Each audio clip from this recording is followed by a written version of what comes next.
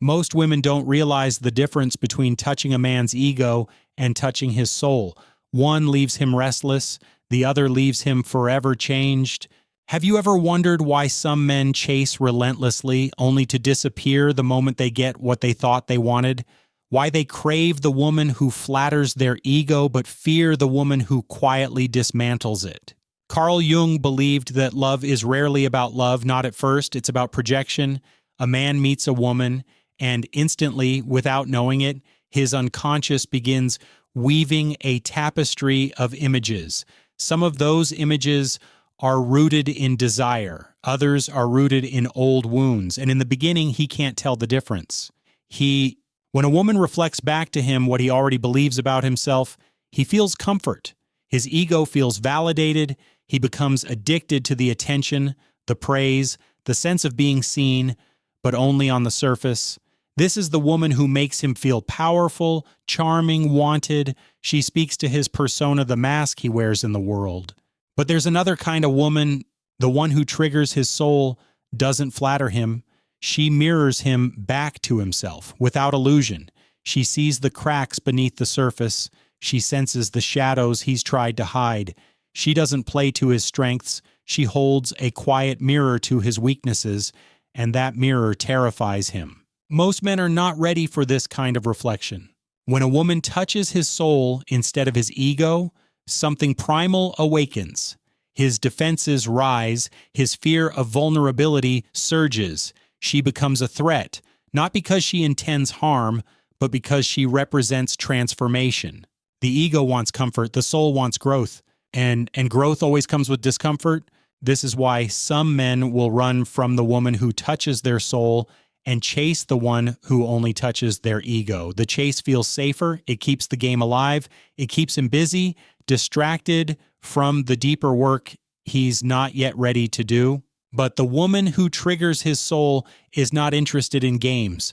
Her energy is not frantic. It's steady. She is not seduced by validation. She is not here to be his mirror for false pride. She is here to be herself, whole, unchained, fully expressed. And that kind of woman is dangerous because when a man meets her, he is forced to confront the difference between infatuation and transformation. His old patterns no longer work. His charm falls flat. His need for control disintegrates in her silence. She is not impressed by the persona. She is interested in the truth. So he finds himself caught between two instincts. The ego wants to conquer her, but the soul wants to surrender. The ego wants to categorize her, label her, reduce her to something predictable, but the soul knows it can't. Some women become a chapter in his life, others become the mirror he can't escape. If you are that woman, you will feel it. You'll sense when a man is obsessed with you for reasons he can't explain. You'll see him oscillate between desire and withdrawal, between pursuit and distance. You'll hear the silent panic in his pauses. He's asking himself questions he's never had to ask before. Why do I feel this way about her? Why can't I control this? Why do I want her and fear her at the same time? The answer is simple. You are not triggering his ego. You are awakening his unconscious. And this is not something most men are prepared for, because to love a woman who sees his shadows is to risk ego death. It is to face the inner boy who never healed. It is to admit that there are parts of him still trapped in the past, still searching for validation from someone who can't give it. That's why he might pull away from you, not because you did something wrong, but because his soul is trembling at the threshold of change. If you understand this, you won't chase him. You won't try to explain yourself. You won't dim your power to soothe his discomfort. You will stand still in your mystery. You will let him choose the mask or the mirror. And if he's brave enough to choose the mirror, he will find something rare, a connection not based on control, but on consciousness, not based on fantasy, but on depth. The woman who triggers his soul doesn't offer him comfort. She offers him truth. And the man who's ready for that truth, he never forgets her. The man who is caught between his ego and his soul experiences a torment that words rarely capture. On the surface, he may appear detached, indifferent, even cold. But beneath that armor, there is chaos, a silent war between the part of him that wants to remain untouched and the part of him that craves awakening. Carl Jung taught that every man carries within him a hidden anima, the feminine image of his soul. This anima is not about romance or sexual desire. It is about the parts of him he has disowned, his softness, his vulnerability, his intuition, his capacity for real connection. Most of the time, he projects this anima onto women unconsciously. He meets a woman and thinks, she completes me, but what he's really saying is, she reflects the parts of me I've forgotten. And if the woman he meets is soft, compliant, and eager to please, the projection remains intact. She fits into the image. She soothes his surface wounds. She becomes his comfort zone. But when he meets a woman who is spiritually awake, who knows her own darkness and has made peace with it, something else happens. His anima projection begins to crack. She does not play the role he expects. She is not here to complete him. She is here to reflect his incompletion. Her presence whispers to him, look at the parts of yourself you've been hiding. And that is terrifying, because in love, the ego seeks safety, but the soul seeks expansion, and expansion always means death, the death of the old self. Some women, unknowingly, become the agents of this death, not because they intend harm, but because they embody an energy that cannot be possessed or controlled. These are the women who have done their own shadow work. They have sat with their pain. They have learned to love their solitude. They no longer beg for validation. They do not need to prove themselves through attachment. And when a man encounters this level of feminine wholeness, he is forced to confront his own fragmentation. He might pull away. He might ghost her. He might chase someone easier, someone who won't stir his unconscious wounds. But the strange thing is, he cannot forget her, because the woman who triggers his soul becomes part of his psyche. She lingers, not as an object of desire, but as an unfinished conversation with himself. He asks in silence, why did she make me feel so much? Why did her presence disturb me in ways I can't explain? Why do I keep thinking about her when I told myself I wouldn't? It's because she wasn't just another woman. She was a doorway. And doorways are not always comfortable. They require you to leave something behind. The ego must shrink before the soul can expand. Most men are not ready for that, not at first. But the memory of her silence, the way she refused to beg, the way she held her power without aggression, the way she walked away without closing her heart, stays with him. It stings. It teaches. In time, he may come to understand that his obsession wasn't really about her. It was about what she represented. She was the mirror he avoided for years. She was the unclaimed piece of his own soul. And you, if you are this woman, you must know this. Your role is not to fix him. It is not to chase him or soften yourself for his comfort. It is not to become smaller so he feels bigger. Your role is to remain whole, to hold your own gaze in the mirror, to choose your own evolution over his approval. Because a man obsessed with a woman who triggers his soul is not obsessed with her beauty or her charm. He is obsessed with the way she makes him question who he is. And that is the most dangerous, beautiful kind of obsession there is. Some will run from it forever. Some will circle back when they're ready. But either way, the woman who lives from her depth never loses. She becomes a catalyst, not a conquest. She is not waiting for him to return. She is busy becoming more of herself. The man who circles back after running from the woman who triggered his soul does not return the same way he left. He comes back bruised by his own avoidance, haunted by the silence he tried to escape. But what he seeks upon his return is not closure, it's redemption. He is drawn not by the promise of comfort, but by the echo of transformation. Jung warned that the unlived life festers in the unconscious. The parts of a man that he ignores do not disappear. They grow in the shadows, demanding attention through obsession, dreams, projections, and sometimes love. Not the easy kind of love, the dangerous kind, the kind that threatens his identity. When a woman triggers his ego, he feels victorious. He can win her, possess her, use her to polish the image of himself he wants the world to see. But when she triggers his soul, he feels undone. He cannot win her in the traditional sense because she is not playing a game. She is not seduced by status, by grand gestures, or by shallow affection. She is attuned to a different language, the language of depth. And this depth is exactly what he fears. A man's ego craves linear progress, success, possession, control, but the soul is spiral. It moves through cycles of growth, death, and rebirth. The woman who triggers his soul represents this spiral. She becomes the symbol of everything his ego cannot conquer. And so he obsesses, not because he wants her body, but because he cannot stop circling the question, what did she see in me that I cannot see myself? If you are this woman, understand this. You are not a solution to his emptiness. You are a mirror of his potential. You reflect both his beauty and his shadow. And that is why he feels drawn to you and repelled by you at the same time. Some men will never be ready for this. They will chase comfort until their last breath. They will surround themselves with women who reflect back the ego image they want to maintain. They will choose safety over growth, and that is their path. But other men, rare men, will eventually realize the cost of avoidance.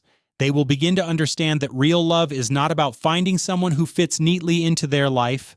It is about meeting someone who dismantles the parts of them that are false, someone who forces them to become whole. And so they return, not to resume the old dynamic, but to approach the woman from a new place, a place of humility.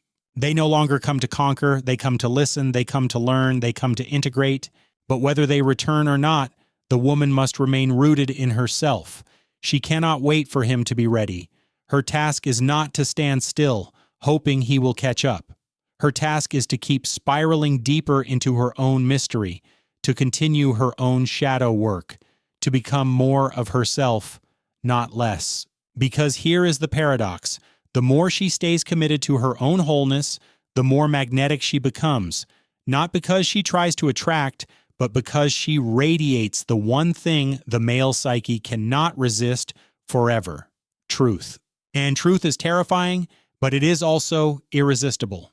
When a man meets a woman who lives in her truth, he is forced to choose, remain fragmented or risk becoming whole. If he chooses wholeness, he must first dismantle the walls he has built around his heart. He must face the mother wounds, the father wounds, the childhood pains he thought he had buried. He must admit that much of his life was constructed on the scaffolding of fear. This is why love at its highest form is not romance, it is initiation. The woman who triggers his soul becomes a portal to his own becoming. She is not a destination, she is a catalyst.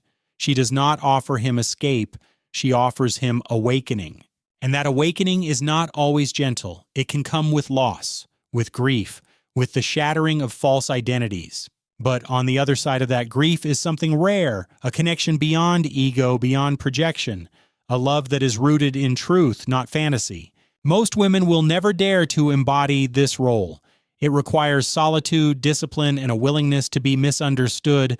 But for those who do, the reward is not just external love, it is internal sovereignty. Because the woman who knows her worth doesn't chase, she chooses. Some women, in moments of weakness, ask themselves, did I do something wrong to push him away? But the truth is far more complex. When a woman triggers a man's soul instead of his ego, she doesn't push him away. She activates his most buried fears. She becomes the living embodiment of the internal work he has postponed for years. And no one runs faster than the man who is forced to face himself before he is ready. Carl Jung warned that the shadow, the hidden part of the psyche, holds not only darkness, but also untapped potential. But accessing that potential requires a confrontation with pain, with shame, with the fear of being seen without armor. When a woman sees through the cracks of a man's ego, he experiences both longing and terror. Longing because he craves real intimacy, terror because he fears being dismantled. So he leaves, sometimes abruptly, sometimes quietly, sometimes with excuses that sound logical but are soaked in avoidance. I'm not ready for something serious. I need to work on myself. I'm too busy right now. But beneath these words is a deeper confession he cannot yet articulate. You make me feel things I don't know how to handle. And so he disappears into distractions, other women, work, status, anything that will protect him from the spiral of awakening. Yet life has a strange way of circling back. The same patterns he avoids will show up again and again until he decides to confront them. And when he thinks of the woman who triggered his soul, he will feel a restlessness that never fully fades. It's not her smile he remembers, it's the mirror she held up. It's not her beauty he obsesses over, it's the way she made him question who he is beneath the masks. Some men stay stuck in this loop forever, but others, usually after some time in the wilderness, realize they cannot outrun their own evolution. The woman who activated their shadow becomes, in retrospect, a sacred memory. She was not the enemy. She was the key. If you are this woman, you must understand the spiritual mechanics at play. You did not fail because he left. You did not lose because he chose someone easier. His disappearance was not a reflection of your inadequacy. It was a reflection of his threshold for transformation. Men are not taught to handle soul triggers. They are taught to conquer, not to surrender, to collect women, not to meet them as equals in the realm of consciousness. But when they meet a woman who does not submit to their ego, something inside them shatters. And sometimes it is only through distance, silence, and solitude that they begin to realize the depth of what they encountered. They remember the conversations that shook them, the way she refused to compete for their attention, the calm in her eyes when she said nothing at all. They realized she was not asking for their validation, she was asking for their evolution. And that is terrifying for a man who still confuses love with comfort. But the soul doesn't want comfort, the soul wants growth. In this dynamic, the woman becomes the initiator, not by force, but by essence. Her refusal to beg, to chase, to dilute herself for his ego is the very thing that sets the transformation in motion. This is why men come back, not always to reunite, but to reconcile the internal war she awakened. The woman who knows her power, you must hold steady. She must understand that love is not about rescuing a man from his process. It is about standing in her own wholeness while he wrestles with his. It is tempting to soften for the sake of being chosen, to shrink so that he feels bigger, to play the role of caretaker instead of catalyst, but that path leads to resentment, not connection. The real power lies in staying whole, in allowing him to face his ego death without offering him a shortcut, because the men who are ready will return not to reclaim her as an object, but to meet her as a partner in consciousness, to build something new beyond the old roles of domination and submission, to create a union where both individuals are sovereign yet connected. This kind of love is rare because it requires two complete people, not two half-selves clinging to each other for security. And the woman who chooses this path must understand she is not for every man. She is not for the man still hiding in his ego. She is for the man who is ready to meet her in the depths. Until then, she waits, not in desperation, but in devotion to herself. Because the woman who knows her worth doesn't chase, she chooses. Most women are taught that love is about sacrifice, about bending, compromising, softening their edges so they can be more acceptable, more lovable, less threatening. They are taught to be desirable, not powerful, to be chosen, not to choose. But the woman who triggers a man's soul does not play by these rules. She is not a siren luring him into shallow romance. She is the mirror of his unconscious. She reflects the boyhood wounds he has not yet healed, the masculine masks he clings to, and the deeper man he could become if only he were brave enough to step beyond his comfort. This is why his obsession with her lingers long after his body walks away. It's not about the physical connection, it's about the psychological rupture. She represents a version of love he cannot control, a love that strips him of pretense and asks him to face the raw, unfiltered self he keeps hidden. Carl Jung called this the encounter with the anima, the feminine archetype within every man. Most men project this archetype onto women without realizing it. They confuse desire for connection with an unconscious search for wholeness. And when they meet a woman who embodies both light and shadow, who refuses to play the role of ego nurturer, the projection cracks. This crack feels like heartbreak, but it is actually an invitation. An invitation to integrate the feminine within himself, to stop chasing women as trophies and begin honoring women as mirrors, to evolve from boyhood patterns into mature masculine presence. But this transformation is not gentle, it feels like death. That is why so many men resist it, why they run back to safer relationships where the roles are clearly defined, where they can remain in control. But even in those safe spaces, their mind wanders. They remember the woman who didn't play by the rules, the one who walked away instead of tolerating crumbs, the one who chose herself instead of chasing him. This memory gnaws at them, not because they miss her attention, but because they miss the chance to become the man they glimpsed in her presence. Some women think they need to change themselves to keep a man interested, to be less complex, less mysterious, more available, more agreeable, more nurturing of his fragile ego. But this is the fast track to losing not only the man, but themselves. The truth is, men do not obsess over women who validate their masks. They obsess over women who expose their truth. And that truth can be terrifying. The truth that he is not yet who he wants to be. The truth that love is not about comfort, but growth.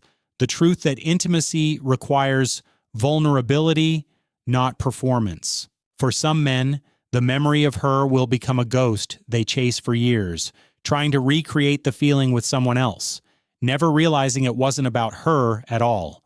It was about the way she made them confront the self they have abandoned. For others, the obsession will turn into awakening. They will stop running, they will sit with their discomfort, they will begin the work of shadow integration, of inner child healing, of dismantling the masks they wear. They will stop asking, "Why did she leave me?" and start asking, "What part of me was she reflecting back?" This is when real love becomes possible.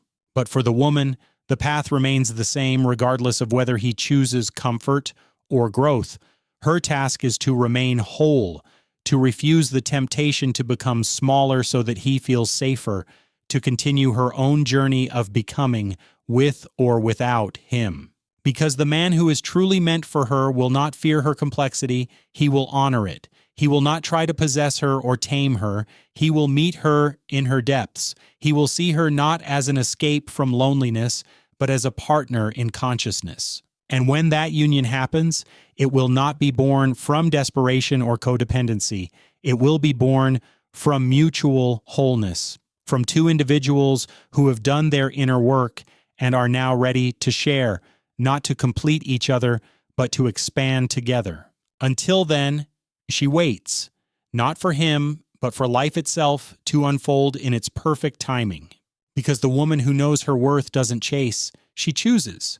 There is a silent power in a woman's absence that no amount of presence can replace. When she steps back, not in anger, not in manipulation, but in quiet self-respect, she creates a vacuum in his psyche, a space where his projections collapse, a silence where his mind must finally meet itself.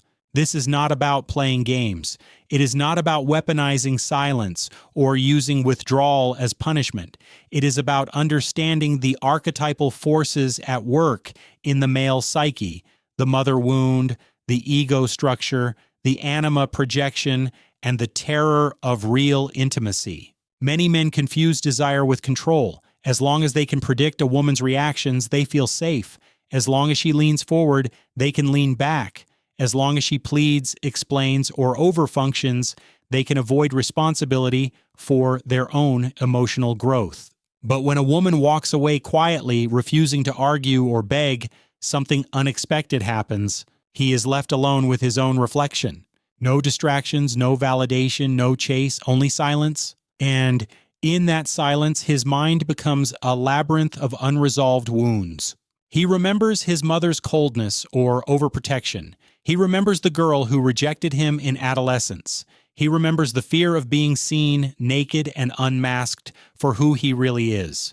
He wonders, why did I push her away? Why can't I stop thinking about her? Why does her absence feel heavier than her presence ever did? Carl Jung would say, this is the beginning of individuation, the painful separation of the ego from its illusions. The realization that love is not about domination or performance, but about confronting the self in its rawest, most vulnerable form. The woman who triggers this process is often misunderstood. People call her too intense, too much, too complicated. They tell her to be more patient, more forgiving, more nurturing. But she is not here to nurture a man's avoidance. She is here to ignite his transformation. And this makes her dangerous, not because she harms him, but because she dismantles the structures he has built to protect his ego. Some men will respond with anger. They will project their shame onto her, calling her cold, heartless, or manipulative. They will accuse her of being the problem because it is easier than facing the real issue, their own arrested development. Others will respond with obsession. They will fantasize about her, stalk her in memory, replay every word she said, not because they love her in a conventional sense, but because they are haunted by the part of themselves she revealed. And a rare few will do the work. They will sit in the discomfort, journaling through the night, seeking therapy, reading Jung, meditating, dismantling their ego piece by painful piece. These men will eventually understand she was not a fantasy to be captured. She was a mirror to be honored. For the woman, the choice remains the same. She must continue her own path, not waiting, not chasing, not deluding herself for a man who cannot meet her depth. She must resist the urge to re-enter his life prematurely, to rescue him from his dark night of the soul. Because real transformation cannot be rushed. When he is ready, if he ever is, he will return, not as the same man who left, but as someone new, someone stripped of pretense, someone capable of true intimacy because he has finally learned to face his own reflection without fear. Until then, she chooses herself. She learns to find joy in solitude, grace in stillness, and purpose in her own becoming. She lets go of the need to be understood by those who haven't yet met themselves. She embraces her role not as a seductress or savior, but as an initiator, a woman whose presence awakens, even if that awakening first feels like loss. Because in love, as in life, not everyone is ready for the mirror, but for the woman who knows her worth, readiness is not her responsibility. Her role is to remain whole, to walk forward, and to allow the universe to bring those who can meet her at the level of the soul. Because the woman who knows her worth doesn't chase, she chooses. Some women learn early that silence is survival. They grow up in homes where being too loud, too expressive, too emotional only leads to pain. So they master the art of quiet observation. They study human behavior from the shadows, learning to sense what is spoken beneath the words. They become fluent in subtext, in energy shifts, in the language of the unspoken. And this, ironically, becomes their power in love. When a man meets a woman like this, he often mistakes her silence for softness. He thinks she will be easy to control because she is calm. But her silence is not submission. It is wisdom. It is restraint. It is the refusal to play the games he's used to winning. At first, he may be fascinated, drawn to her mystery. His ego tells him he will crack her open, make her depend on him, own her emotional world. But when he tries to pull her into his orbit of chaos, she does not react the way others have. She does not fight for his attention. She does not compete with his distractions. She does not lower herself to beg for scraps of affection. Instead, she simply withdraws, not out of punishment, but out of self-preservation. And this withdrawal is what makes her unforgettable. Carl Jung believed that every person carries a shadow, a hidden realm of repressed desires, wounds, and fears. When a woman refuses to feed a man's ego, she activates his shadow. She stirs the parts of him he keeps buried beneath charm and performance. Suddenly, he is no longer the confident seducer or the distant avoidant. He is the little boy who was once rejected, ignored, or smothered. His childhood wounds come roaring back, not because she caused them, but because her silence left space for them to rise. He cannot project his fantasies onto her if she refuses to play the role he assigns. He cannot control her if she is willing to walk away. He cannot win the game if she refuses to compete. And so he obsesses not over her body but over her absence. Her silence becomes a loop in his mind. He replays every moment, searching for cracks in his memory, wondering where he lost his grip. He wonders why she didn't fight harder to keep him, why she didn't try to convince him to stay, why she disappeared so quietly, leaving only a mirror behind. This obsession is not love, it is the shattering of his persona. Jung called it enantiodromia, the phenomenon where things turn into their opposites when pushed too far. A man who seeks control becomes controlled by his own obsession. A man who avoids vulnerability becomes trapped by his own longing. And in this reversal, there is a choice. He can either numb himself, running back to surface-level connections, chasing validation to soothe his bruised ego, or he can sit in the discomfort, face the shadow, and ask the hardest question of all. What part of me did her silence expose? For some, the answer is too heavy to bear. They will blame her, call her cold, label her as dangerous, because it's easier to demonize a woman than to dismantle the masks they wear. But for others, her silence becomes a catalyst. They begin to unravel the stories they've told themselves about love. They realize they've been chasing comfort, not connection. Ego strokes, not evolution. They begin to understand that true intimacy is not about possession. It's about surrender. And this surrender is terrifying because it requires him to step into the unknown, to let go of control, to meet a woman at the level of the soul, not the ego. The woman who triggered this process may never know the depths of his internal battle. She may have moved on, living her life with grace and detachment, but in his mind, she remains the moment the mirror cracked, the silence that echoed louder than any argument ever could. For her, the lesson is clear. Never betray your own complexity to make a man comfortable. Never shrink yourself to keep his attention. Never sacrifice your silence for the sake of temporary validation. Because the woman who triggers his soul does not do so by accident. She does so by being unapologetically herself, shadow and all. And the man who is ready for this will not run, he will rise, because the woman who knows her worth doesn't chase, she chooses. Most women are taught to soothe a man's discomfort, not confront it.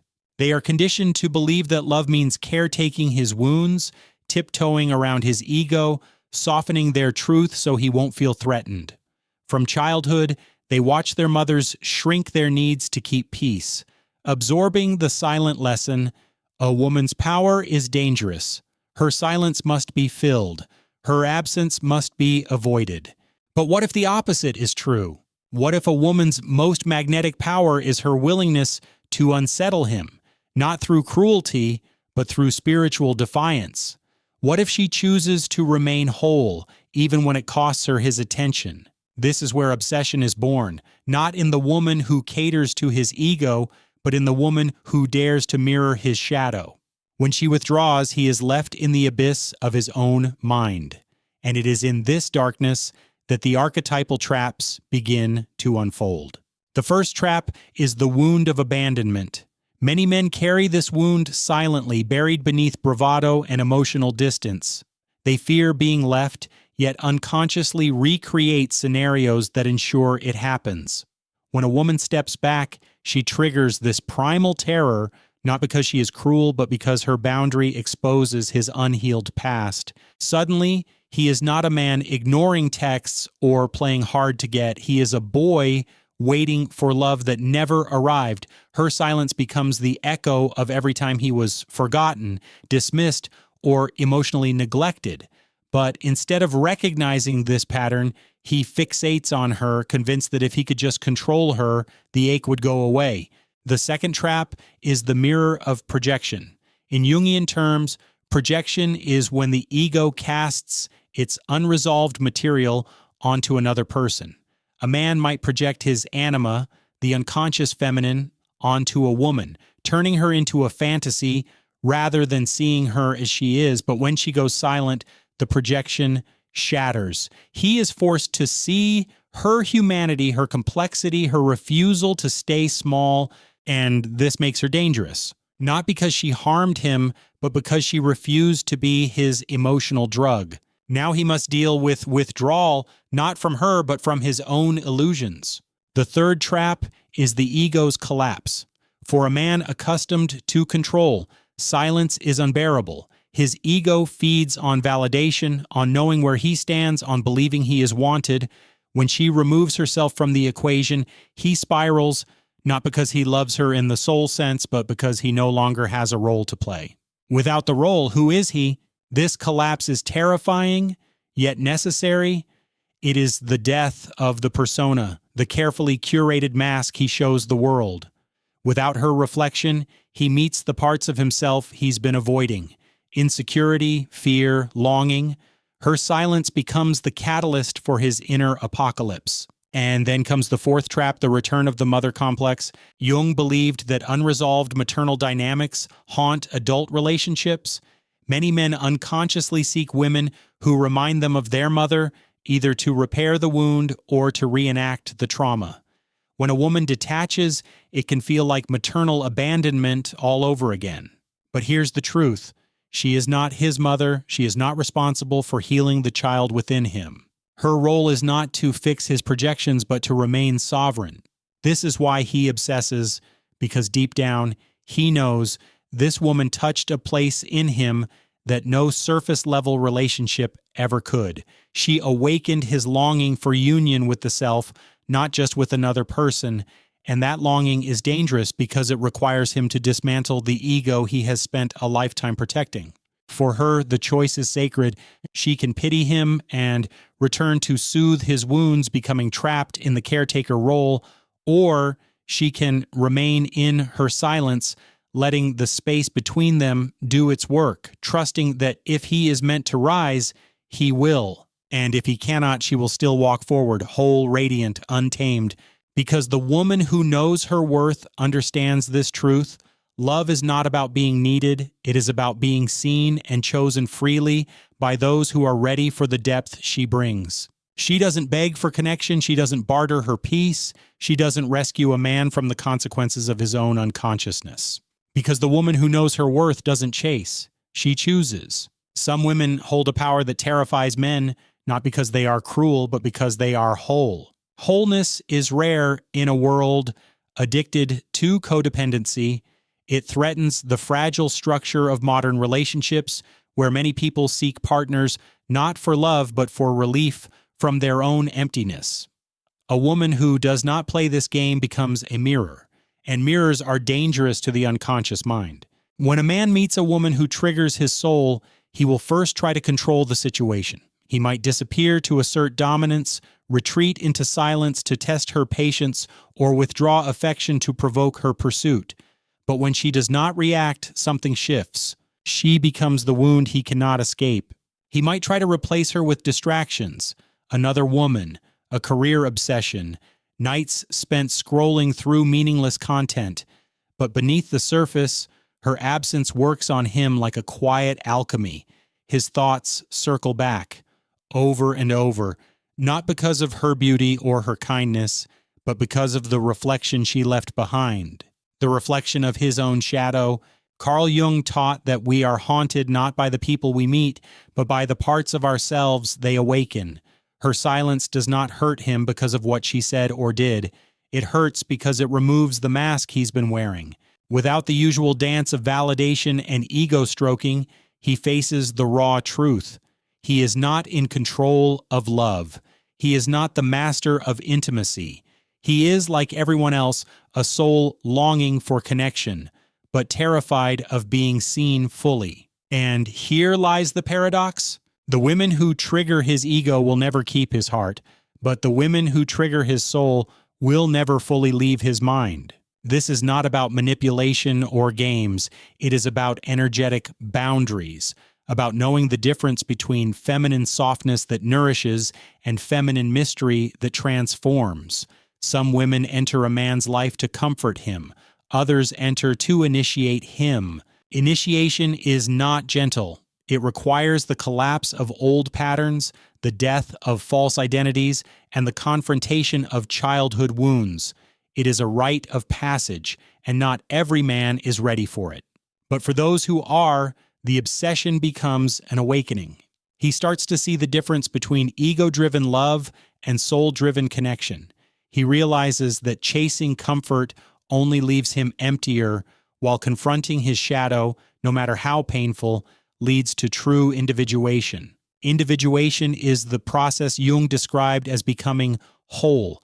It requires integrating the light and the dark, the known and the unknown, the conscious and the unconscious. And in love, it means choosing a partner not to soothe you, but to reflect you.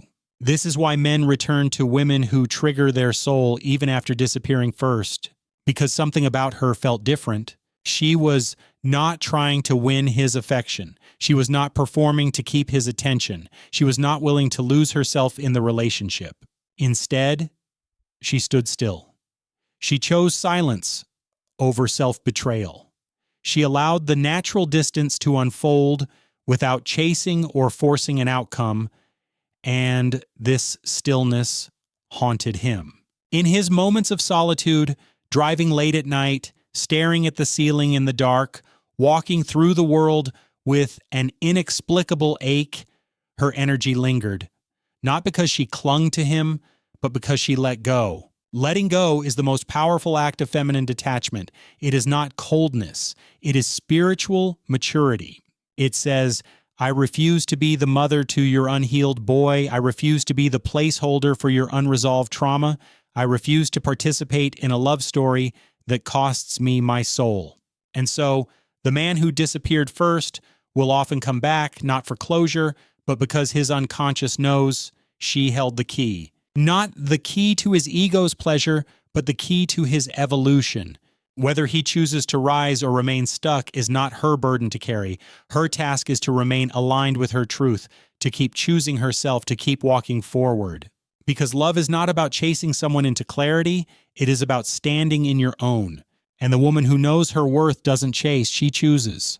There is a moment in every man's life when he must face the mirror that love holds up to him. Most run from it, they disappear first, not because they no longer feel attraction, but because they fear exposure, real exposure, the kind that strips away the masks of masculinity they've carefully constructed since childhood. A man disappears when he senses he's no longer dealing with a woman who wants his surface, he's dealing with a woman who sees his soul, and the soul is a dangerous place.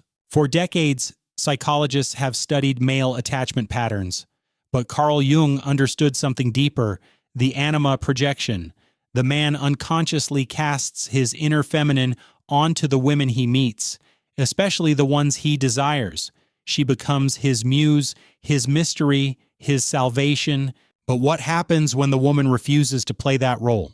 What happens when she steps back, letting the projection collapse, forcing him to see her as she truly is, sovereign, whole, unattainable in the way his ego wants her to be? He disappears because his ego cannot process this level of reflection, but the soul does not forget.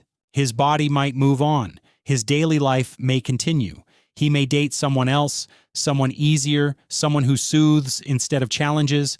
Yet there is a part of him, call it the deeper psyche, call it the unconscious, that stays tethered to the woman who triggered his spiritual discomfort. This is why he'll come back. Not because he's ready for love, but because he's haunted by what she awakened. Her silence becomes a portal. In her absence, he meets the parts of himself he avoids in every relationship. His mother wound, his unresolved childhood needs, his dependency on external validation, his fear of being truly known. Most women are trained to break this silence, to reach out, to rescue, to soften the edge of their own power for the sake of his comfort. But the woman who understands the deeper game knows better. She knows that love is not about coddling his wounds. It's about holding a space for him to face them. She doesn't chase. She doesn't text at midnight asking where he went. She doesn't try to reattach herself to a man who detached first. Because she knows if a man disappears when faced with emotional depth, he is running from himself, not from her. Her job is not to follow him into his shadows. Her job is to remain where the light touches her skin, whole and radiant, while he decides whether he is ready to meet her there. This creates a paradox. The very thing he fears, the woman who triggers his soul, is the woman he cannot forget. And no matter how far he runs, he circles back, because his unconscious mind understands what his ego cannot admit. She was the catalyst for his awakening. Sometimes he'll come back ready to evolve. Sometimes he'll come back only to test if she'll play small again. That is where her power sharpens. If she allows him back without boundaries, she teaches him nothing. She reinforces the pattern of disappearing and returning, of chasing comfort while avoiding depth. But if she holds the line, if she remains silent until he shows up differently, she becomes not just the woman he desires, but the woman who transforms him. Transformation is not romantic in the beginning. It is painful. It requires ego death, shadow work, and the collapse of the false masculine persona. It asks the man to stop projecting his mother onto his lover, to stop seeking a woman who will erase his pain. Instead, he must integrate his own wounds. Jung called this the path to individuation, the process of becoming whole, both masculine and feminine within the self. And sometimes love is the sharpest initiation. So, when he disappears first, understand this.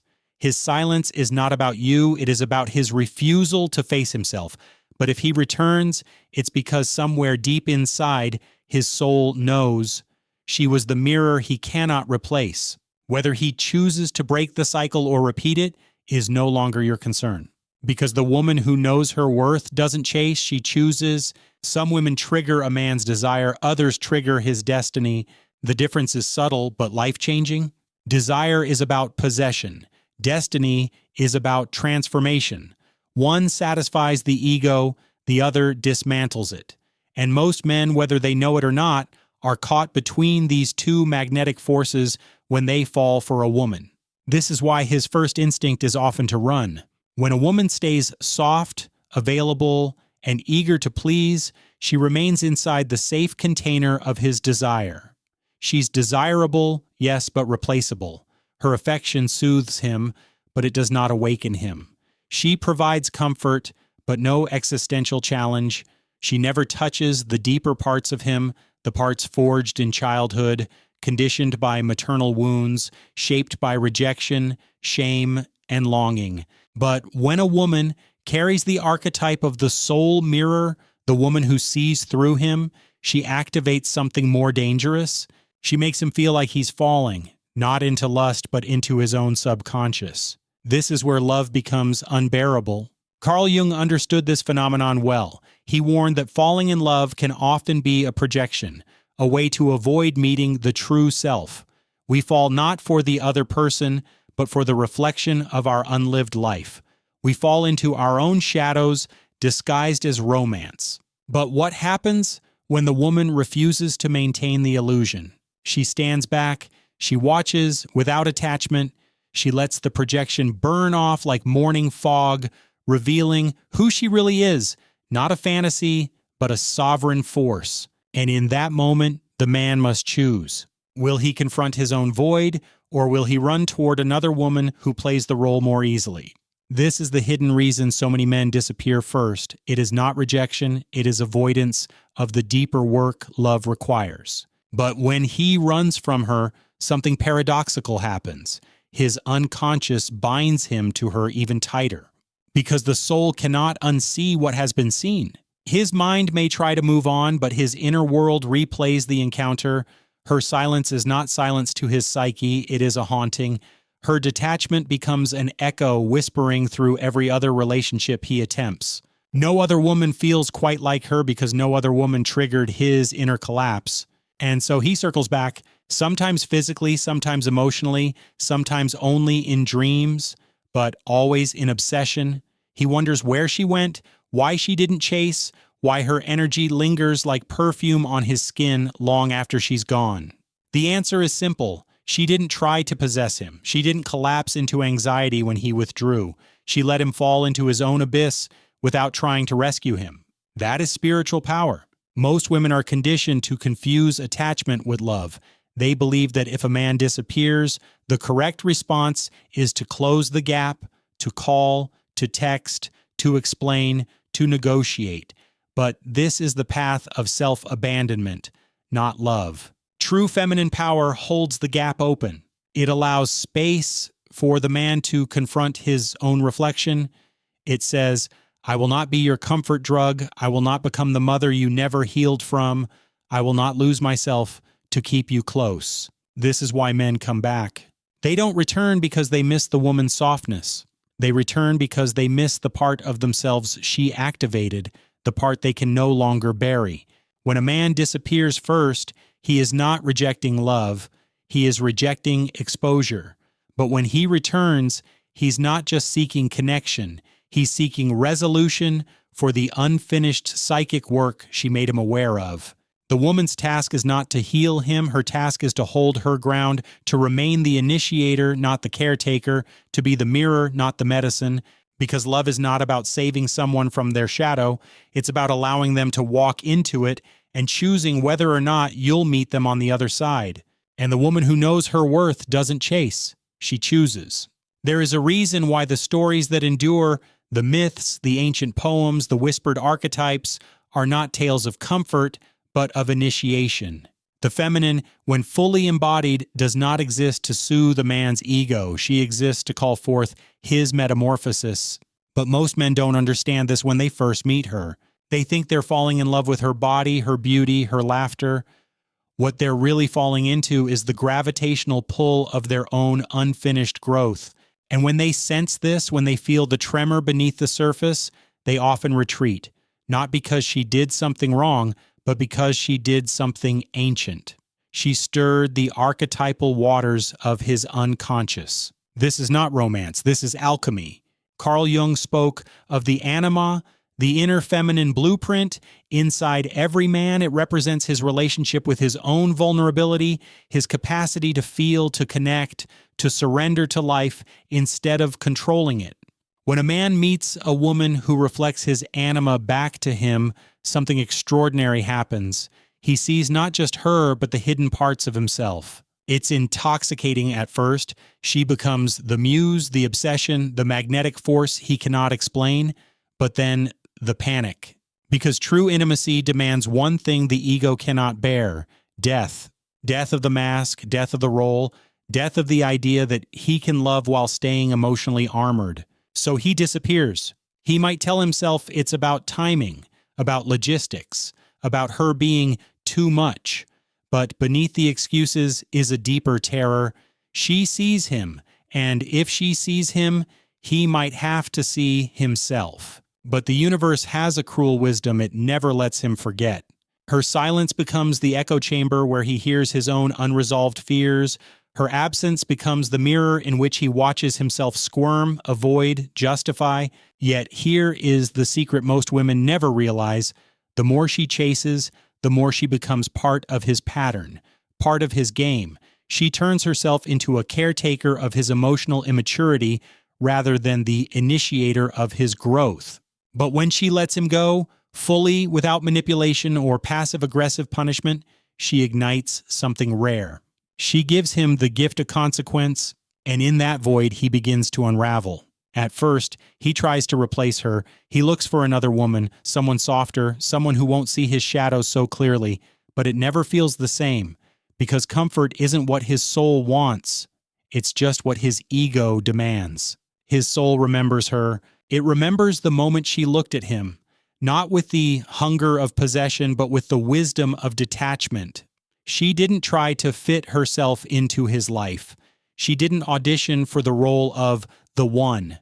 She stood as a mirror, reflecting both his beauty and his unhealed wounds. And that is the difference between a woman who triggers his ego and a woman who triggers his soul. The ego wants control. The soul craves transformation. One is easy, the other is terrifying. So when he comes back, and he will in some form, the woman must decide, is he returning because he's ready to evolve or because he wants another hit of the illusion? Her silence has already spoken louder than words. Her boundaries have already taught him more than lectures ever could.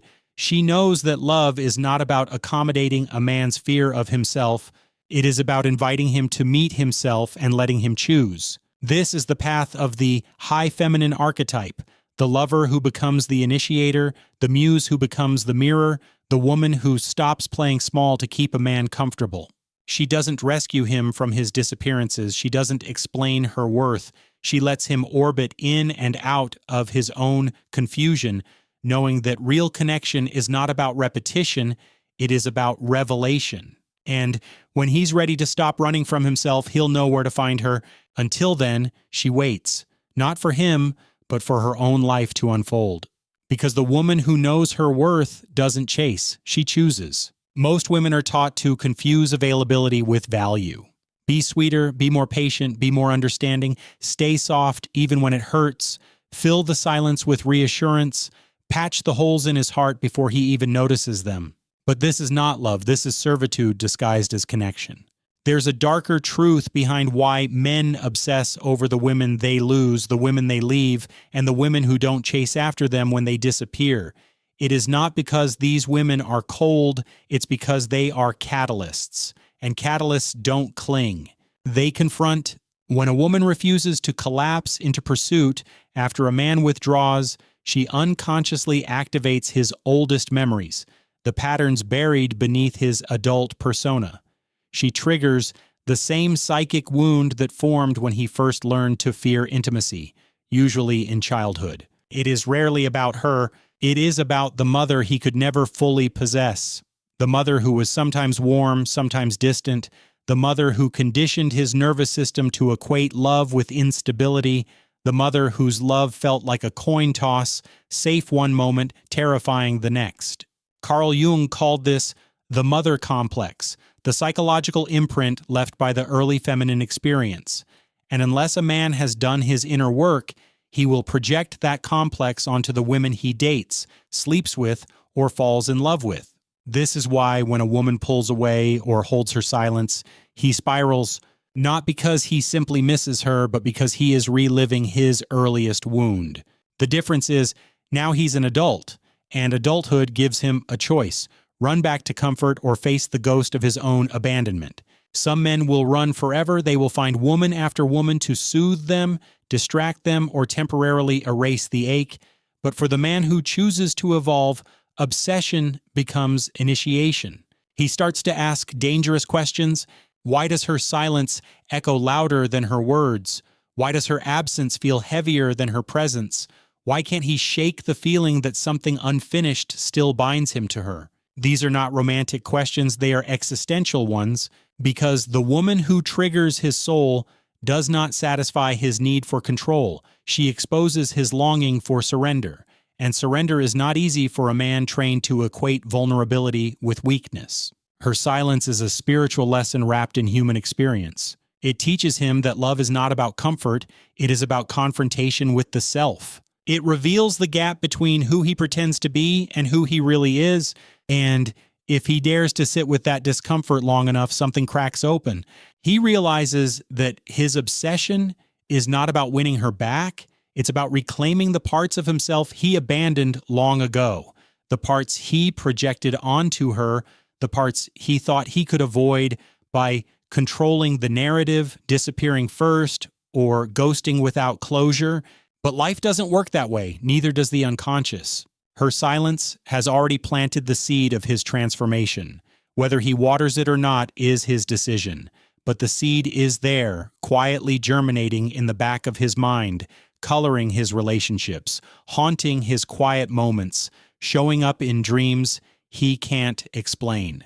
For the woman, the temptation is always to explain herself, to soften the blow, to reach out and remove his confusion. But the feminine initiator knows better. She knows that his growth requires mystery. It requires a confrontation with the unknown. It requires her to stand still while he wrestles with his projections. This is not cruelty, it is sacred detachment. It is knowing that true love does not mean rescuing someone from discomfort. It means letting them wrestle with it alone until they are ready to meet you, not as a boy seeking comfort, but as a man ready to co-create reality. Some men will never get there, others will, But her task is not to wait for him to evolve.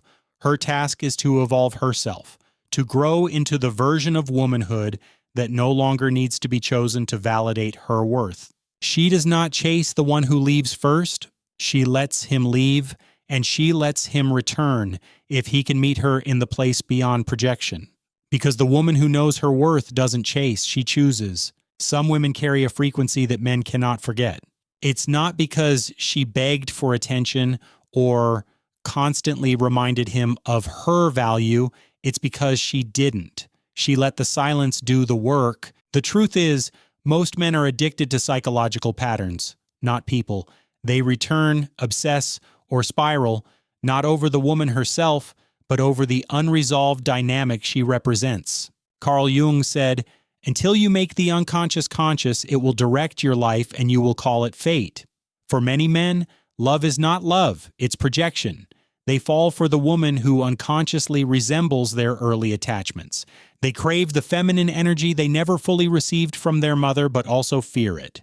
So when he meets a woman who refuses to play into his ego, who holds her ground without bitterness or desperation, he enters unfamiliar territory. He can't predict her, he can't control her, he can't reduce her to a role that fits his unresolved past. And this drives his unconscious into overdrive, because deep down he knows this is not just about attraction, it's about exposure.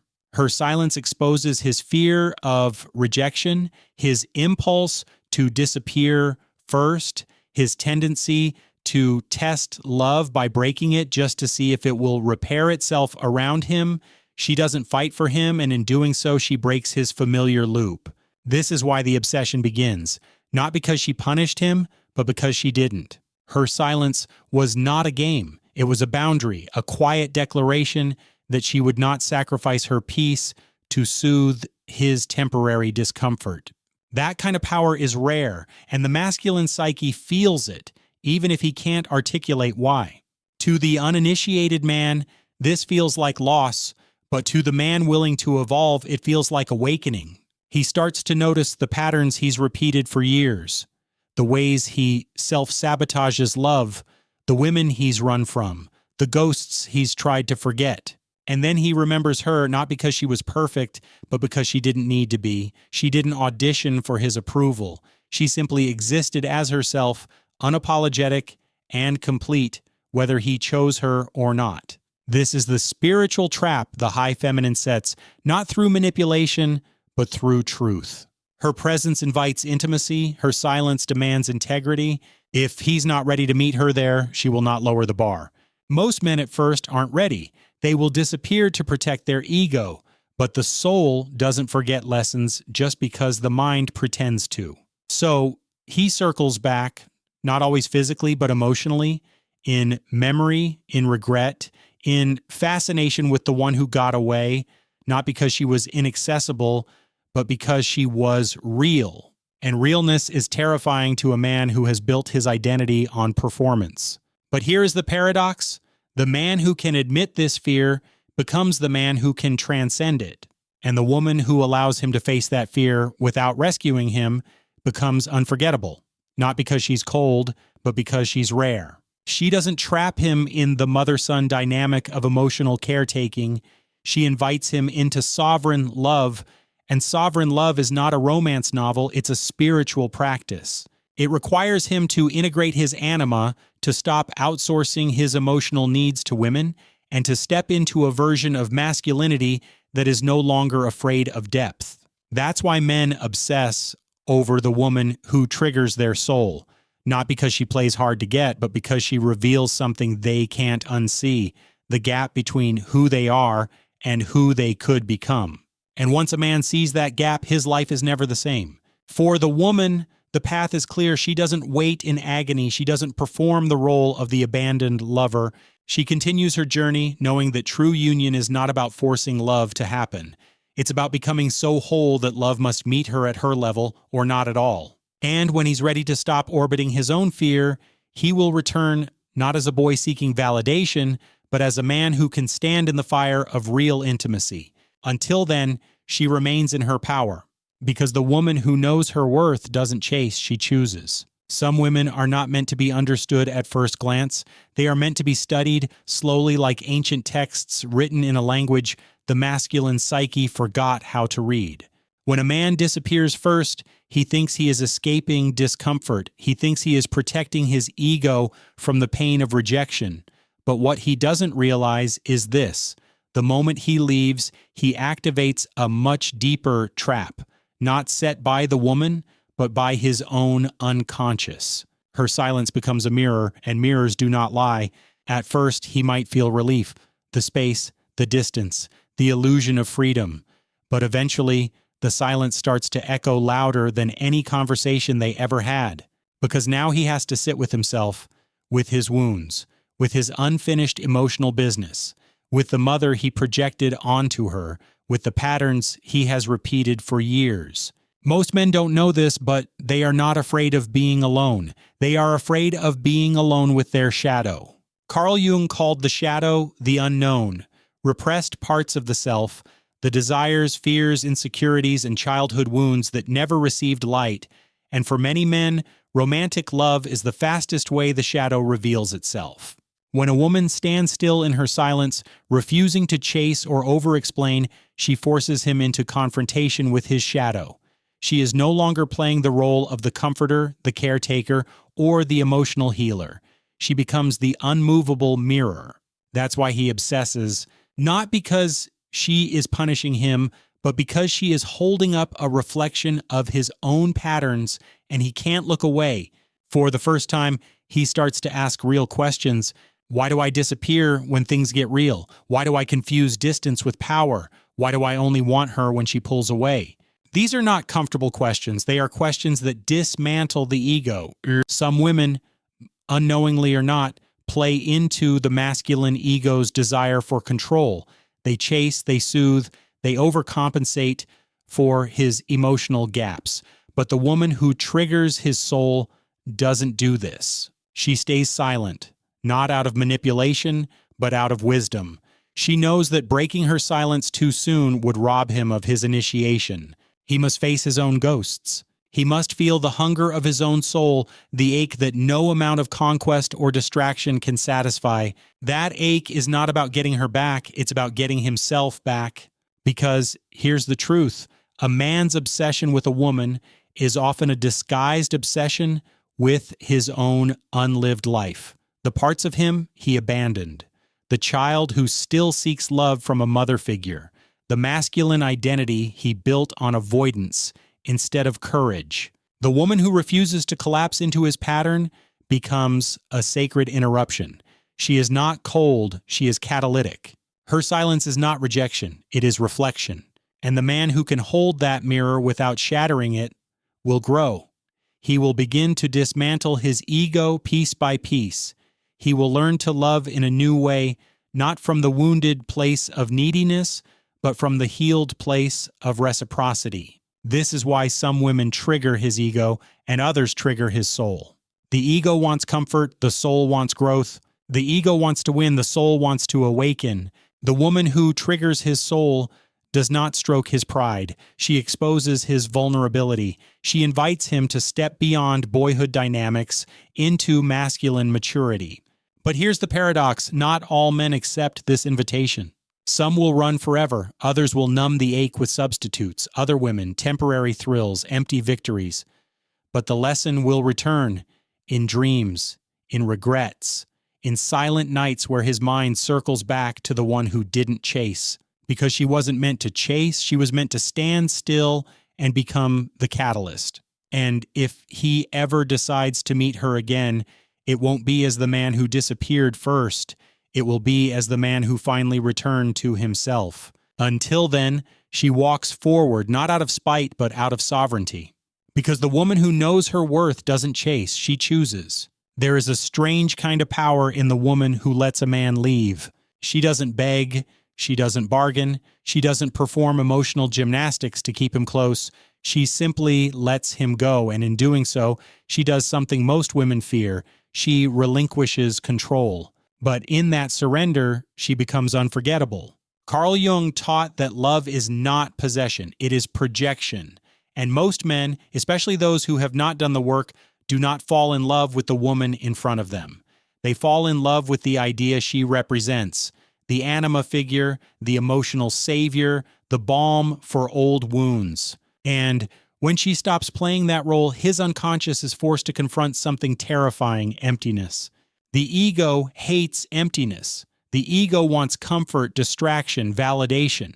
But the soul, the deeper self, thrives in silence, because silence is where truth surfaces. So when a man disappears first, believing he is avoiding rejection, he unknowingly sets himself up for an internal reckoning. At first, his mind will rationalize it. She was too much. She didn't need me enough. She made me feel weak. But over time, those thoughts don't hold. The distance only amplifies the real question. Why did he run from depth? Because here's the secret Jung pointed to: the feminine in her full spiritual power is not soft and safe to the male ego. She is wild, elemental, and mysterious. She is the ocean, and most men are terrified of drowning. When a woman triggers his ego, she becomes a mirror of his defenses. But when she triggers his soul, she becomes a mirror of his potential. And potential is frightening because it requires death, the death of who he has been. To be with a woman who stands in her silence is to be asked to rise. Not to dominate, not to chase, but to become. Become a man who can handle depth without disappearing. Become a man who can sit with discomfort without breaking connection. Become a man who no longer projects his wounds onto the women he loves.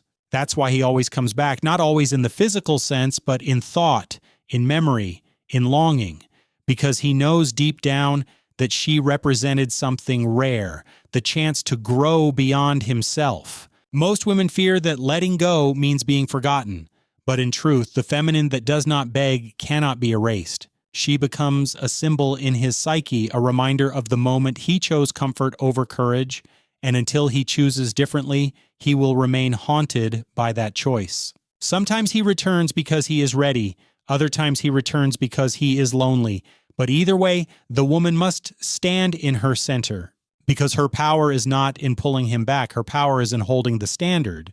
She doesn't shrink to accommodate his fear. She doesn't punish him for his absence. She simply radiates the truth.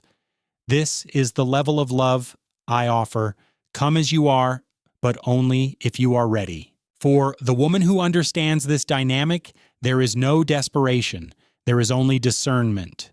Because love, real love, is not about convincing someone to stay. It is about aligning with someone who is capable of meeting you at your level of depth. And not all men are ready for that, but the ones who are, the ones who choose soul over ego, will never forget the woman who gave them that choice. Some will take years to return, some will never find the courage, but either way, she does not pause her life in the waiting room of his indecision. She keeps walking, knowing that true feminine power is not about being chosen, it is about choosing. Choosing to live in truth, even if it means walking alone. Choosing to honor her heart, even if it means letting him go. Choosing to hold the mirror, even if he looks away. And if he ever comes back, not out of need, but out of growth, then she decides not from lack, but from overflow.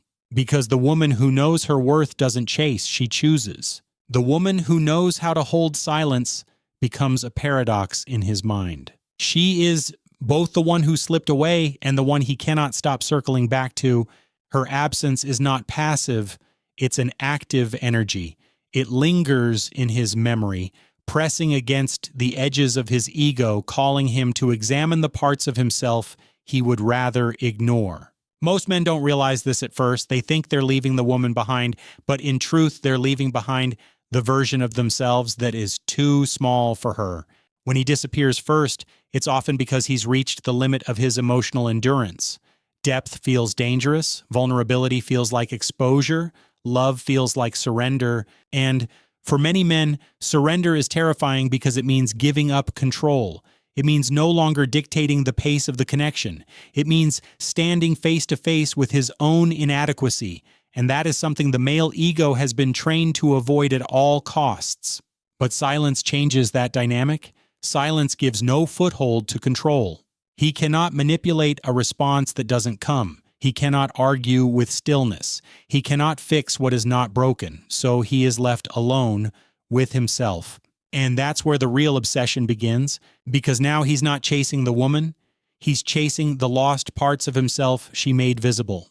Carl Jung taught that all relationships are mirrors, and the woman who triggers his ego shows him where he is defensive. The woman who triggers his soul shows him where he is incomplete. This is why some women become obsessions, not because of the games they play, but because of the inner chaos they awaken.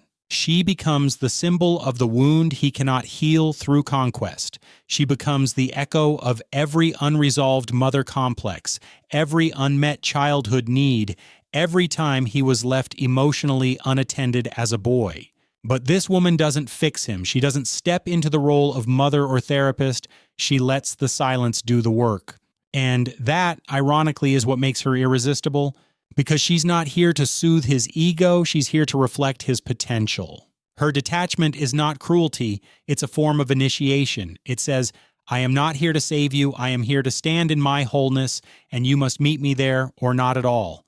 That's why he always comes back. Not always physically, but mentally, emotionally, spiritually. He returns in thought, in dreams, in longing.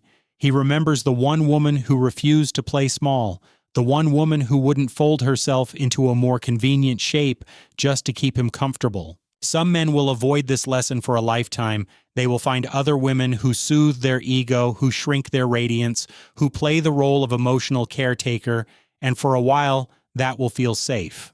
But deep down, there will always be a part of him that knows. He ran from the mirror. He ran from the woman who could have helped him grow into the man he was meant to be. And the paradox is this: the woman who doesn't chase, who doesn't explain, who doesn't break her silence, becomes the one he cannot forget. Because forgetting her would mean forgetting the parts of himself he's still too afraid to claim. So he loops back, again and again, obsessed not just with her, but with the feeling she awakened in him, the glimpse of a life lived from soul, not ego. The woman who triggers his soul leaves an imprint, not because of manipulation, but because of authenticity. She walks in her truth, even if it means walking away. She holds her standard, even when it's lonely. She knows that love is not about filling someone's void. It's about inviting them to heal it. And if he cannot meet her there, she does not collapse. She does not crumble. She does not compromise, because the woman who knows her worth doesn't chase. She chooses. The man who leaves first believes he is protecting his freedom. But what he cannot see, at least not yet, is that true freedom is not escape, it is evolution. When he disappears from a woman who holds space for depth, he isn't running from her. He is running from the confrontation with his own shadow, the pieces of himself that were never integrated, the fears he never faced, the boy inside him who still fears abandonment but now cloaks that fear in pride. Carl Jung warned of this loop. When the anima, the feminine inside the male psyche, is not honored consciously, she emerges in distorted ways. He will project her onto women, obsess over her, demonize her, chase her, discard her, and chase her again. But the woman who stands silently in her center forces him into a dilemma he cannot resolve by ego alone. Does he stay in the pattern, or does he step into initiation? Because make no mistake, love is an initiation, especially love that challenges comfort. The woman who doesn't cling becomes the test. Most men are trained by culture to expect two extremes from women, submission or drama. They are accustomed to women who beg for closeness or explode when denied it, and both dynamics keep the man in control. But a woman who holds silence dismantles that control. She does not plead, she does not perform, she does not punish. She simply disappears into herself, becoming a mystery he cannot decode. And that mystery is unbearable for a man who has not met his own soul. This is why he thinks of her months later, years later. When the rooms are quiet and the distractions fade, he wonders, in the stillness, what was it about her that I couldn't handle? The answer is simple but devastating. She didn't soothe his ego. She didn't feed his narrative. She didn't participate in his self-deception. She was there to awaken, not to accommodate. And and so she became unforgettable. Because men do not obsess over comfort, they do not lose sleep over the women who make life easy, they become haunted by the ones who force them to face their reflection. This is not about cruelty, this is not about manipulation, it is about spiritual gravity. Some women are oceans, and most men have only learned to swim in shallow waters. So when he leaves first, when he runs, it is not because she was wrong for him, it is because she was too right. Too right for the version of himself that was still clinging to safety. But obsession is the symptom of avoidance. The more he tries to erase her from his mind, the more deeply she embeds into his unconscious. She becomes the symbol of the path he did not take, the life he could have lived if he had chosen courage over comfort. And this is where the woman's power crystallizes. She does not wait for him to return. She does not halt her life in the prison of his silence. She continues her own journey, knowing that the men who are meant to stay will never fear her depth. The men who are meant to stay will not disappear when things get real. They will not flinch when she removes the mask of performance and reveals her shadow, her needs, her boundaries. They will choose growth over ego. They will choose depth over domination. They will choose the discomfort of transformation over the ease of repetition. And those men, they won't just come back, they will stay. But until that moment arrives, the woman remains sovereign. She does not lower her standards to become digestible. She does not soften her truth to become likable. She does not abandon her soul to become chosen. Because the woman who knows her worth doesn't chase, she chooses. There's a silent terror woven into the male psyche, a terror of being truly seen. Most men are not afraid of women. They are afraid of the parts of themselves that women awaken, especially the women who do not soothe but mirror, the women who reflect his contradictions, the women who reveal without words that his bravado is a mask and his silence is not strength but fear. This is why so many men disappear first. They vanish not because they have stopped caring, but because caring too much would force them to face their own emotional limitations. And that confrontation feels like death to an unintegrated ego. Carl Jung understood this deeply. He warned that the shadow, when ignored, doesn't disappear. It controls from the dark. A man's fear of losing himself in love often stems from unresolved childhood wounds. He learned long ago to associate emotional surrender with weakness, with danger, with annihilation of his identity. So when he meets a woman who moves differently, who does not play the role of emotional caretaker, who holds her own silence with grace, he feels both drawn to her and terrified by her. She becomes the paradox he cannot solve. He obsesses not because she manipulates him, but because she remains in her center while he loses his. Her calm dismantles his patterns. Her absence highlights his neediness. Her boundaries reflect his lack of them. And yet, he keeps circling back, not necessarily in words or actions, but in thought, in fantasy, in regret. Because deep down, he knows the woman who can walk away is always more powerful than the woman who cannot. But here's the secret most women don't realize. When he disappears first, the game is not over. It has only just begun. Disappearance is not the end of desire. It is the beginning of inner chaos. Men leave to avoid intensity, but intensity follows them.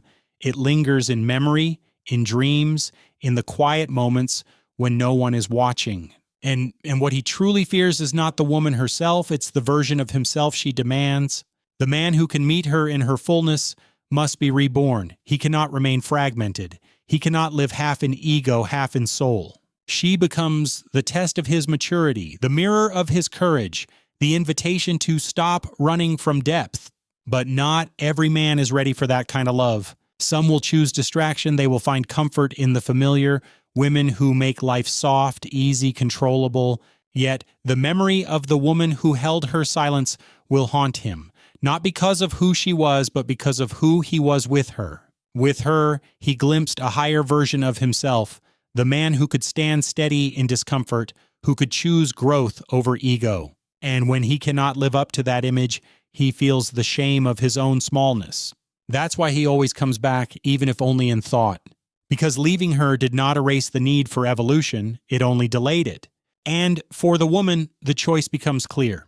She can chase him back into her life, collapsing into the role of rescuer, or she can stand still in her silence, letting the universe decide if he is ready to return as the man she deserves. This is the feminine paradox: softness without surrender, love without self-abandonment, desire without dependency. She knows that if a man cannot love her without disappearing, he is not loving her, he is escaping himself. And so she waits, not for him, but for alignment. She continues her life. She sharpens her purpose. She cultivates joy without apology. Because the woman who knows her worth doesn't chase, she chooses. The man who leaves first often tells himself a comfortable lie, that vanishing protects his independence, that detachment preserves his power. But what he rarely understands is that silence creates obsession, not closure. A woman who respects herself enough to stay quiet after his withdrawal triggers something ancient in the male psyche. She activates what Jung called the anima wound, the unhealed space between a man's ego and his deeper emotional truth. You see, for most men, early life love was not unconditional. Love came with rules, with expectations, with the silent demand: be strong, not soft, be stoic, not sensitive. So when he grows into adulthood, he carries this blueprint. He believes love will cost him his freedom. He fears that intimacy will make him small. Then he meets her, the woman who does not conform to his expectations. She does not run after him when he leaves. She does not collapse into neediness when he pulls away. She does not beg for his affection or chase him into clarity. She simply withdraws into her own world, letting the silence speak louder than words. And in doing so, she forces him to confront what he has spent years avoiding: himself. This is where obsession begins. Because now she exists not just as a woman in his life, but as an unresolved archetype in his unconscious. She becomes the symbol of his mother wound, his fear of being seen, his hunger for depth, and his terror of losing control all at once. This is why he thinks of her in the quiet moments, why he checks her social media at 2 a.m., scrolling through old memories, why he compares every other woman to her even when he pretends to move on. She is not just a person, she is a portal. And every man knows on a soul level when he has missed his initiation, because love is not about comfort, it's about becoming. The right woman won't let him stay small. Her silence is not punishment, it's alchemy. When she refuses to chase, she removes herself from his ego games. She refuses to rescue him from his own avoidance. She lets him sit in the discomfort of his decisions. And that discomfort, it works like a mirror. It shows him his patterns, his projections, his unhealed parts. It reveals the difference between attraction and readiness. Most men are attracted to depth, but they are not ready for it. They want the mystery of a powerful woman, but not the reflection she holds up to them. They want the romance of her mind, the beauty of her spirit, but not the responsibility of meeting her at that level. So they disappear, then they return, then they disappear again, not because they are cruel, but because they are conflicted. Jung called this the enantiodromia, the swing between opposites that happens when the unconscious is ignored. One moment he craves her, the next he fears her. He cannot decide if she is the dream or the danger, and so he circles, he obsesses, he plays the role of ghost and addict, lover and stranger. Meanwhile, the woman who knows herself does not participate in the chaos. She watches with detached compassion, knowing the truth. A man's return means nothing unless he returns whole, not as a fragmented boy seeking comfort, not as a wounded ego seeking validation, but as a man who has chosen evolution over avoidance. Until then, her silence remains, not as a weapon, but as a boundary, not as manipulation, but as medicine. Because she understands the deepest lesson of all. The woman who knows her worth doesn't chase, she chooses. The man who disappears first is not vanishing from her, he's vanishing from his own awakening. In Jungian terms, he is avoiding the individuation process, the painful dismantling of ego that allows a man to meet his soul, to face his shadow, to integrate the parts of himself he was taught to deny. When he meets a woman who triggers that process, he mistakes his discomfort for danger. His nervous system reacts as if he's under attack, not realizing it's his own growth that threatens him, not her love. This is why she feels different to him, why he both craves and resents her, why her silence feels louder than any argument. Because she is not like the others who chase him into reassurance. She's not performing love as sacrifice. She's not begging for connection while abandoning herself. She is holding a mirror silently, and that mirror reflects every piece of himself he has tried to forget. Men who are not ready for this kind of reflection often retreat into emotional exile. They disappear first, believing they have escaped the intensity of the bond. But what they have really done is lock themselves in a cycle of return. Because unfinished psychological business does not go away, it festers. Carl Jung warned that what you resist persists. And for the man who leaves first, the woman becomes the echo of his unfinished work. That is why he always comes back. Maybe not in person, maybe not with flowers or apologies, but he returns in thought, in regret, in fantasy, in moments of silent longing when the distractions fall away. He wonders why she still lingers in his mind when others fade, why he feels haunted by her absence instead of relieved, why her silence feels heavier than her presence ever did. It's because she was never just a woman. She was a trigger for his transformation. She forced him to confront the parts of himself that still live in childhood, the boy who fears rejection, who craves control, who avoids depth because depth demands surrender. And yet, despite his confusion, he circles back. He watches her from afar, wondering if she's moved on. He plays out scenarios in his mind, rewriting history. He considers reaching out but hesitates, caught between pride and vulnerability. The truth is, he knows she was the portal to his next chapter, but walking through that portal requires him to shed his old skin, and ego death is terrifying. This is where most men falter. They mistake freedom for avoidance, they mistake power for silence, they mistake safety for staying small, but obsession grows in the spaces where courage refuses to bloom. And so he thinks of her at night, when the room is dark and the mask of daily life is removed, when he is no longer the provider, the performer, the protector, but just a man alone with his thoughts. He remembers her boundaries, her calm detachment, her refusal to beg for love, and he realizes, perhaps too late, that she was not rejecting him. She was inviting him to become. The difference between the woman who triggers his ego and the woman who triggers his soul is simple.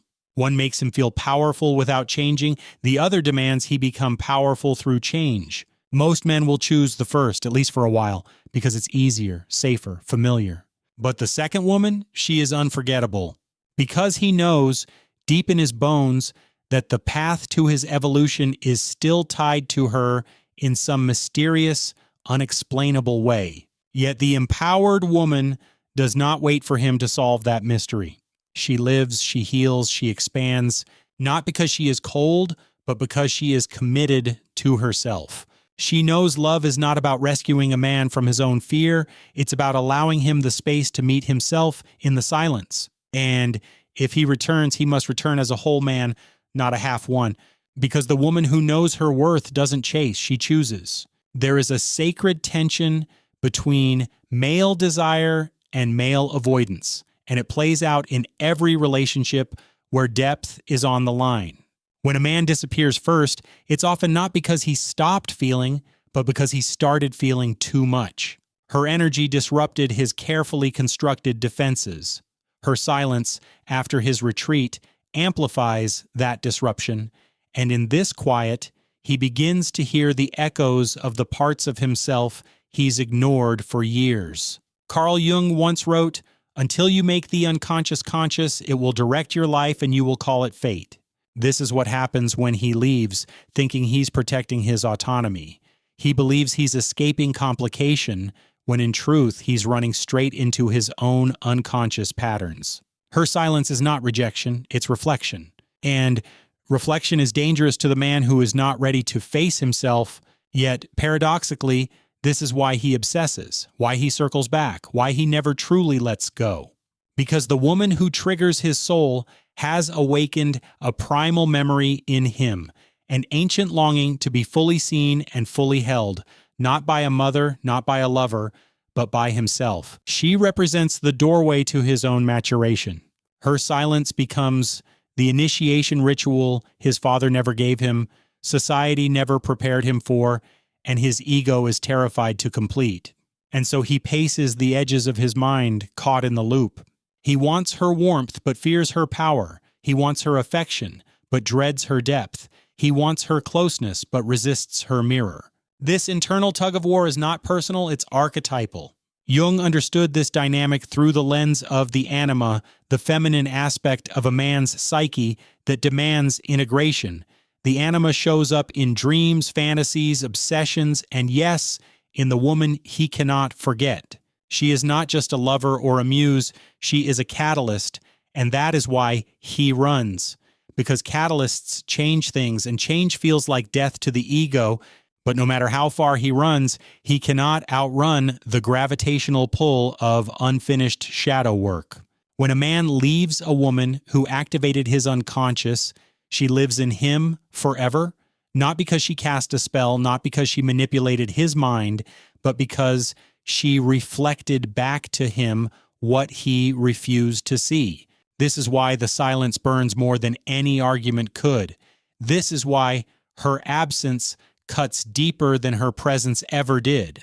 Because in disappearing first, he reveals his greatest fear that intimacy will dismantle his defenses. And yet, it's not her love he fears most. It's his own vulnerability.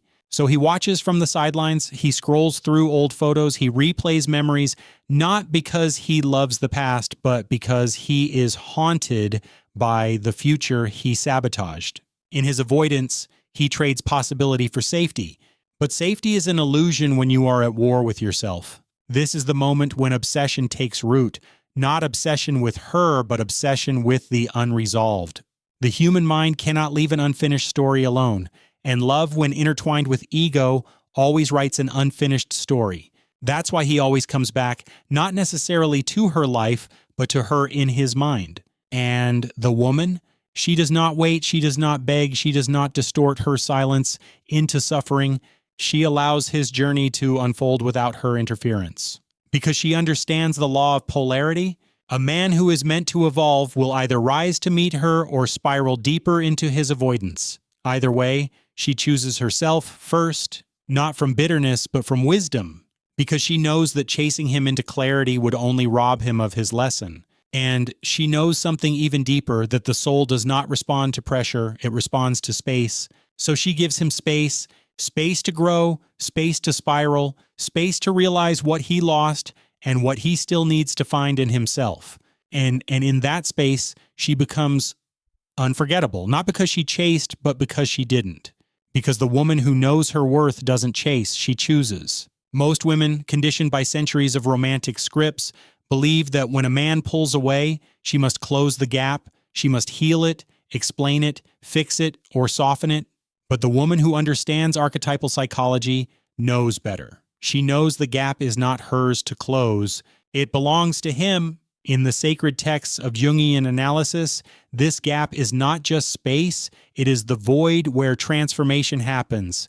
It's the descent into the shadow, the initiation into true manhood, not the performance of masculinity, but the confrontation of his own fragmented self. When he disappears first, he unknowingly enters that void. At first, he may celebrate his freedom, he may romanticize detachment, convincing himself that distance makes him stronger, that avoiding the emotional weight of a real connection protects his ego, but soon the silence becomes louder than he expected. Because when he ran from her, he didn't just leave her behind, he left behind the version of himself that might have finally evolved. Carl Jung warned of this phenomenon. He called it the trap of ego inflation. When a man's need for control overrides his capacity for growth, he avoids intimacy not because he's too independent, but because he's too fragile to face the mirrors love will hold up to him. And the deepest mirror?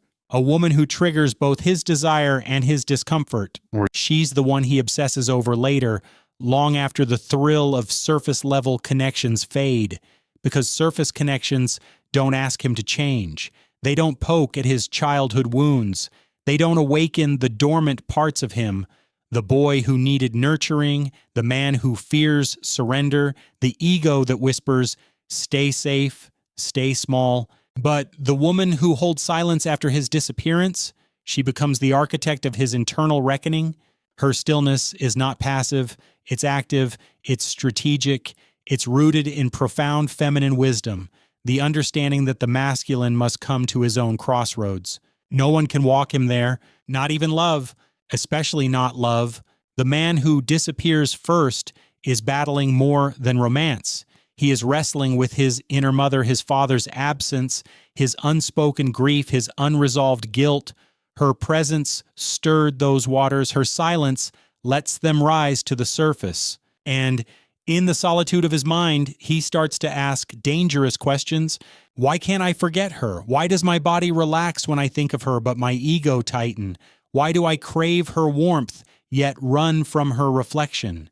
These questions are the seeds of individuation, the Jungian term for becoming whole. But most men stop at the question.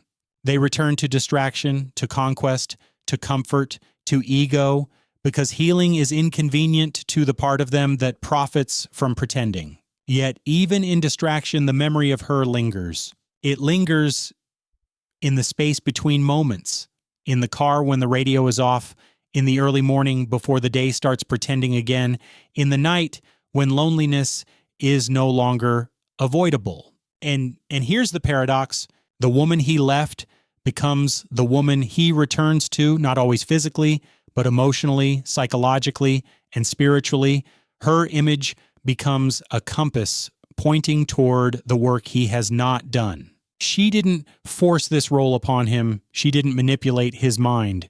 She simply chose not to rescue him from his own lessons.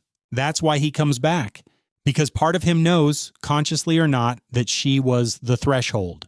Crossing that threshold would mean leaving behind the boy who runs and stepping into the man who stays, the man who holds complexity, the man who does not flinch from depth, but it's his choice to make. And she respects the choice, because the woman who lives in her power knows love is not about dragging someone across their own spiritual bridge. It's about standing on the other side, rooted and radiant, watching who chooses to cross. And if he never crosses, she remains whole, because the woman who knows her worth doesn't chase, she chooses.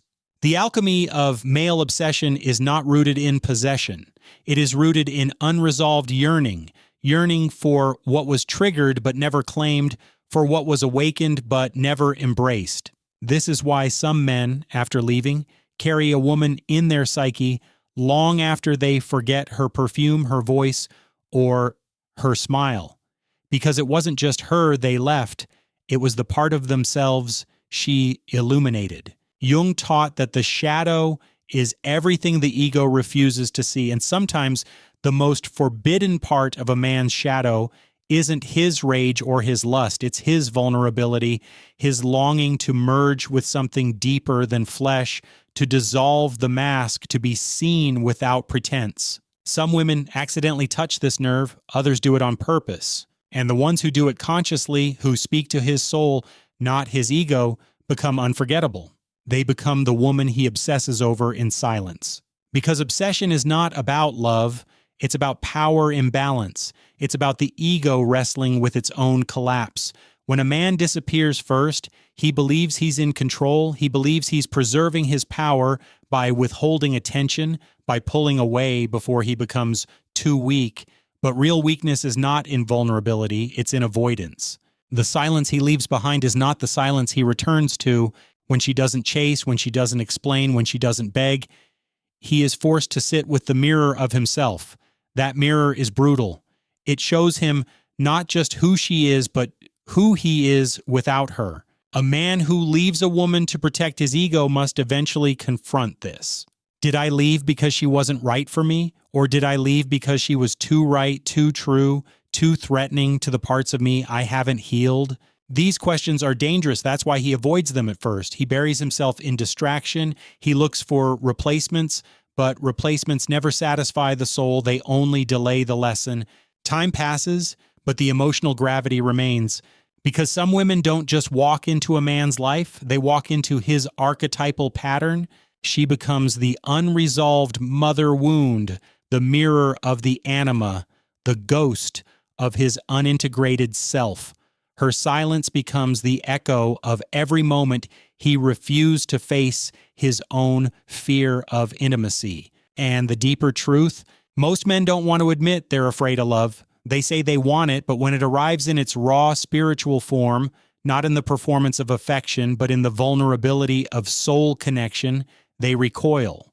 Because love like that is annihilation. It burns away the false self, it demands ego death, it requires the courage to stand naked, not in body, but in soul. So he leaves, he tells himself he needs space, he tells himself he needs time, but what he really needs is a funeral for his old identity. The part of him that chases validation but fears commitment. The part of him that plays games but dreads depth. The part of him that mistakes emotional absence for strength. And here's where her power crystallizes. She lets him go, not from passive indifference but from radical self-possession, because she understands what Carl Jung warned all seekers. No one can rescue someone from their own unconscious. They must descend into it themselves. If he's meant to return, he will, but not to the same woman.